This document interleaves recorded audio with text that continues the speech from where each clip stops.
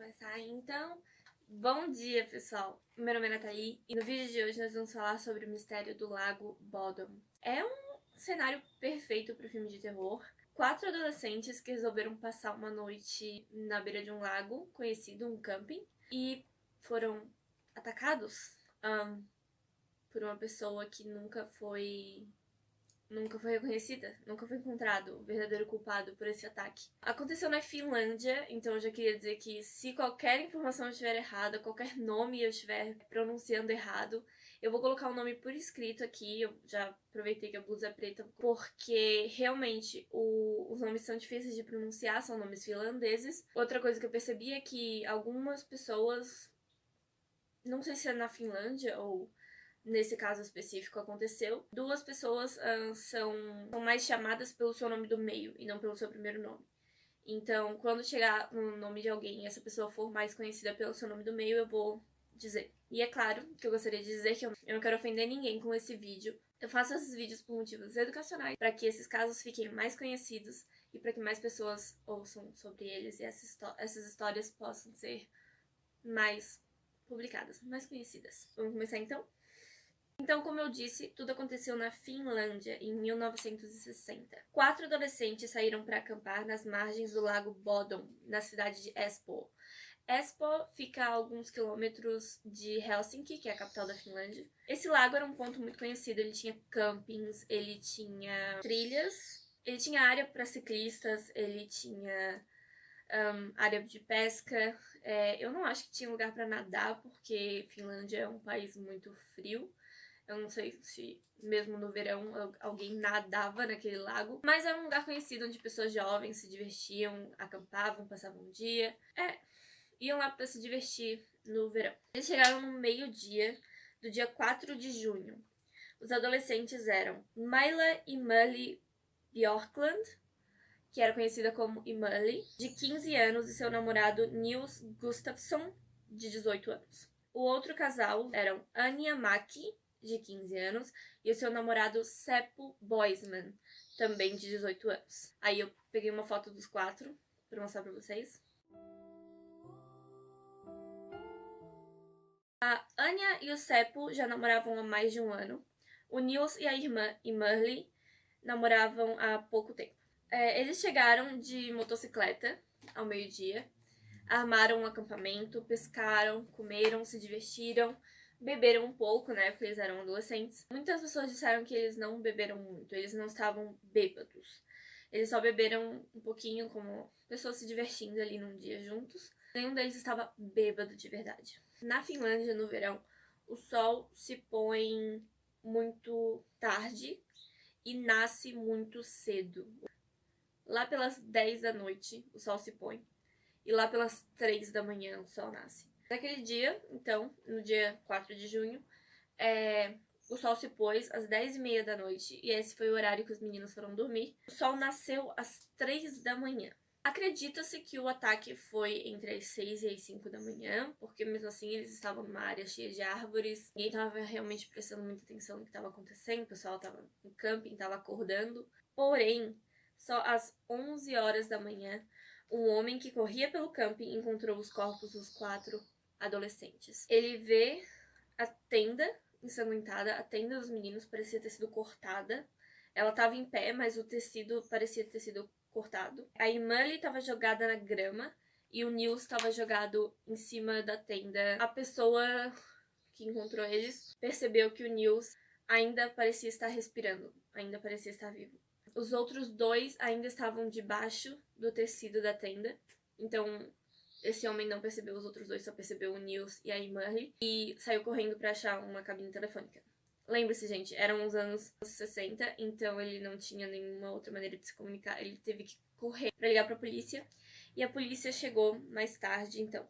O que parecia, então, na cena do crime, o agressor rasgou a barraca dos meninos, fazendo o tecido cair sobre eles enquanto eles dormiam, e começou a atacar com uma faca por cima do tecido, através do tecido. Ele não parecia ter um alvo aparente ali no momento que ele estava fazendo as facadas por cima da tenda. Porém, a Emily e o Nils conseguiram fugir, eles conseguiram sair debaixo do pano, o que fez o agressor ter um alvo claro. Então o agressor foi atrás dos dois.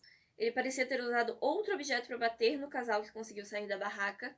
Ou seja, além das facadas, o Nils e a Emily também tinham ferimentos de, sabe, espancamento por um objeto liso, sabe? Primeiro eles acharam que seria um tijolo ou uma pedra. Talvez até uma pedra que estivesse ali no local. Mas não tinha como saber. Nils, quando ele foi encontrado, ele estava severamente ferido, seu rosto estava completamente fraturado e seu corpo tinha cortes profundos. Por causa dos ferimentos na cabeça, ele não lembrava de nada do que tinha acontecido. Ele não conseguia se lembrar de nada, ele não tinha memória do acontecido, ele lembrava só da noite anterior. Então a polícia resolveu esperar que ele melhorasse de todos os ferimentos dele para interrogar e saber, né, o que tinha acontecido. De todas as vítimas, a Emily tinha sido a pior. Não se sabe se é porque ela era mulher. Provavelmente é porque ela era mulher e conseguiu escapar dele, do assassino. Ela e o Nils conseguiram sair, porém o assassino veio atrás deles, atacou os dois, mas atacou ela especialmente. Ela acabou tendo cortes e ferimentos no rosto e parte das roupas arrancadas do corpo. Porém, não teve nenhum indício de crime sexual, de abuso sexual em momento nenhum, mas ela teve parte das roupas arrancadas do corpo dela. A polícia local, então, tinha pouquíssima experiência com esse tipo de coisa. Era raro pra eles ver isso acontecer e eles não tinham nenhuma experiência. Eles não sabiam que tinha que fechar a cena do crime, eles não sabiam que tipo de perguntas fazer para as pessoas ali.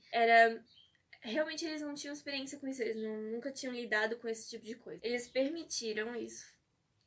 Até hoje é dito que foi um erro. Eles permitiram que o público, todo mundo da vizinhança que conhecia os meninos e que queria ajudar, eles deixaram entrar na cena do crime, vasculhar a cena do crime, ver se tinha alguma coisa, ver se eles encontravam alguma coisa. Isso foi útil.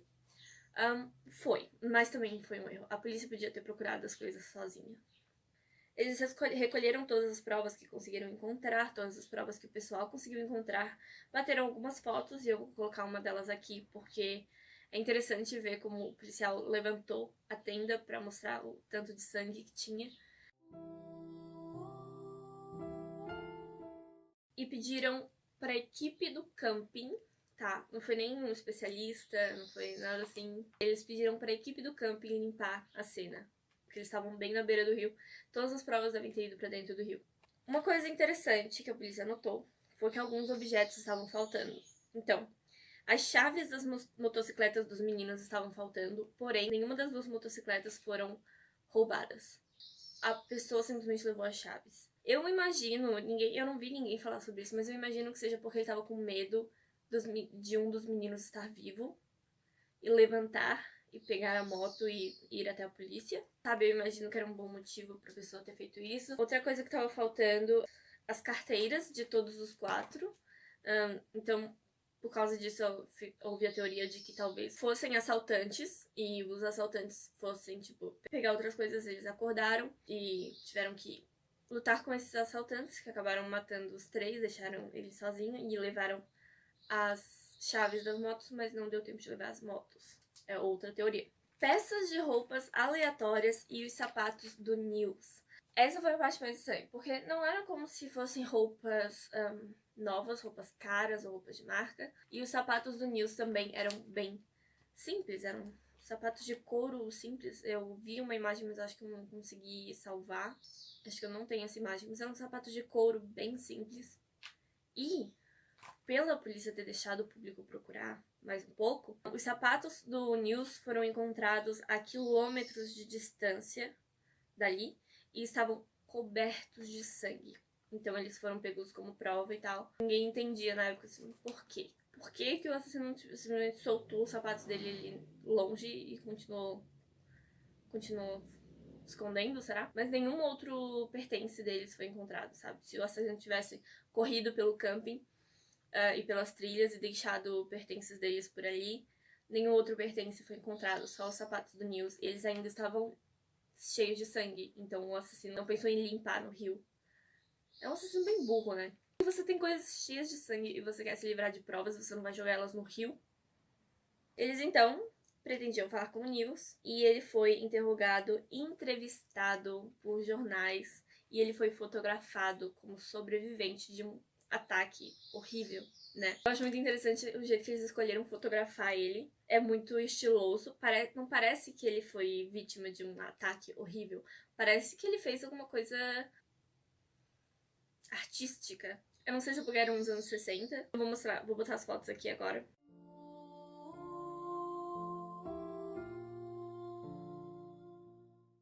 Parece assim, não parece um artista. Não parece assim que ele escreveu uma música de sucesso. As fotos são tão meigas e os ângulos são tão bons. E a roupa dele, não parece uma vítima de um ataque. Porém, ele realmente não se lembrava de nada. Então ele concordou em ser hipnotizado. É claro que quando você hipnotiza alguém, a pessoa fica suscetível a qualquer sugestão. Qualquer coisa que você disser, por exemplo, a pessoa, se o entrevistador estivesse dizendo durante a hipnose, ele tinha cabelo preto, o Nils podia muito bem pensar, sim, ele tinha cabelo preto por causa dessa sugestão. Mas dizem que durante essa entrevista, durante essa hipnose, todas as perguntas eram abertas, eram como ele era, qual a cor do cabelo, você lembra dos olhos dele, você lembra da cara dele, você lembra da pele, você lembra das roupas. Eram perguntas abertas para não influenciar as respostas. Ele então descreveu um homem branco, com cabelos loiros e compridos, a boca grande e acne severa no rosto. Ele revelou que os ferimentos na cabeça dele não foram feitos com uma pedra nem com um tijolo, mas sim por chutes. Ninguém tinha pensado nisso. Eles estavam embaixo do assassino. Eles estavam embaixo da tenda e quando eles conseguiram sair da tenda, eles estavam no chão. E o assassino tinha uma maneira mais rápida do assassino de chegar até eles era chutando. Então foram chutes na cabeça deles que causaram as fraturas e esses machucados. O hospital local informou a polícia gente, eu fiquei tão assim com isso. O hospital local informou a polícia de que na manhã daquele dia um homem chamado Hans Assmann, e sim, esse é o nome dele, Assmann, chegou lá com a roupa encharcada de sangue e terra nas mãos. Sempre que alguém tentava examiná-lo, ele se irritava e não deixava que ninguém encostasse nele. Ele tinha o cabelo loiro preso em um rabo de cavalo. Por algum motivo, as pessoas que conheciam ele disseram que ele cortou todo o cabelo loiro, comprido, 3 dias depois. E ele era conhecido por ter uma influência política muito forte. Então ele foi inocentado. Deram um álibi pra ele, mas o álibi nunca foi revelado. Deram um álibi pra ele, pronto. As investigações continuaram durante anos, e durante esses anos, um dos suspeitos mais plausíveis, depois do Hans Assmann, era Karl Waldemar Gillström. E sim, ele era conhecido como Valdemar. Eu também achei isso engraçado. Ele era dono de um quiosque local ali no camping perto do Lago Bodom. E ele era conhecido por odiar os adolescentes que iam acampar lá. Ele fazia coisas bem estúpidas, ele colocava lâminas nas frutas para as pessoas não roubarem as frutas, mas aí todo mundo que comprava frutas também se cortava quando pegava as frutas, então não fazia nenhum sentido. E ele era visto muitas vezes jogando pedras nos ciclistas. Ele não gostava do trabalho dele. A esposa dele, então, disse que na noite do crime ele estava com ela em casa. Esse foi o álibi. Pronto. Porém, um vizinho disse que seu Valdemar bebeu demais uma noite e contou pra ele que matei, ele falou. Matei os 4, tentei matar os 4, não consegui matar o quarto. Peguei as coisas, escondi no fosso da minha casa. E é estranho que alguns anos depois desse caso, desse ataque, ele fechou o poço, concretou o poço, ele encheu o poço dele da casa de concreto. Muita gente acha que ele é o principal, assim, muito provável que tenha sido ele. Valdemar, então, infelizmente, cometeu suicídio em 1969 e depois disso a esposa admitiu que mentiu sobre o álibi dele naquela noite, que ela não sabia onde ele estava naquela noite, mas ele a ameaçava constantemente. Ele abusava dela fisicamente. Então ela acabou mentindo por ele. Mesmo assim, isso não foi suficiente pra polícia. O caso nunca foi encerrado. Eles podiam muito bem ter deixado por aí. Eram dois suspeitos muito prováveis, mas não. Em 2004, 44 anos depois desse ataque, o caso foi reaberto por causa da nova tecnologia de leitura de DNA. Eles usaram, nesse caso, a leitura de DNA nos sapatos do Nils, encontrados na floresta. E eles perceberam que o sangue nos sapatos eram só da Emily, da Anya e do Seppo. Ou seja, não tinha o sangue do Nils no sapato do Nils. Mas se você pensar que ele estava deitado, por que o sangue dele alcançaria os sapatos? Nils Gustafsson, aos 62 anos de idade, foi preso até o seu julgamento. Os sapatos eram a única prova contra ele. A história que foi criada, então, é de que ele matou os amigos brutalmente, pegou os sapatos, levou até o meio da floresta, voltou, bateu na própria cabeça e cortou o próprio corpo até parecer que ia desmaiar e esperou alguém encontrar os 4. Não faz o menor sentido. Foi isso que o juiz pensou também. Eu consegui fotos dele durante esse julgamento, né? Porque é claro que todo mundo tava em cima dele durante esse julgamento. E pra mim, essa cara não é a cara de um senhor culpado. É um senhor que está de saco cheio. Ele não quer mais nem saber. Ele já tá assim, ó, olha, meus amigos morreram, todo mundo morreu, eu não tô mais nem aí, tá? Se vocês acham que eu sou culpado, fala logo, porque eu não tô mais nem aí. É isso que a cara dele diz. Em 2005, ele é inocentado e indenizado por danos morais. Ele é indenizado, eu acho que em 40 mil euros ou alguma coisa assim, porque ele teve que passar tempo na cadeia. E como ele era um senhor de idade, foi péssimo pra ele no geral. Então ele foi indenizado pelos danos morais. E eu acho que ele tá vivo até hoje, pra ser sincera com vocês. É isso. Eu ainda não acredito que não. Eles podiam ter colocado, tipo, o julgamento seria rápido, eu acho, até. Se a esposa do Valdemar tivesse a coragem de dizer, não, eu menti, eu realmente não sei onde ele estava naquela noite. Mas não, acabamos assim. O caso nunca foi encerrado porque um culpado de verdade nunca foi marcado, ninguém nunca foi dito, você é culpado pelo crime. Então, é assim que a gente acaba o vídeo de hoje. Se você gosta desse tipo de conteúdo de terror e mistério, casos criminais e um pouquinho de organização, se inscreve no meu canal, deixa o like nesse vídeo que me ajuda muito de verdade. Comenta a sua opinião. Comenta se você tem algum caso que você gostaria que eu falasse ou que eu pergunta, você já ouviu falar desse caso, Nathalie? Eu preciso de comentários, gente, é sério. Chama atenção pro meu canal se vocês comentarem e deixarem um like. As minhas redes sociais estão na descrição. Muito obrigada por assistir esse vídeo e eu vejo vocês no próximo. Tchau!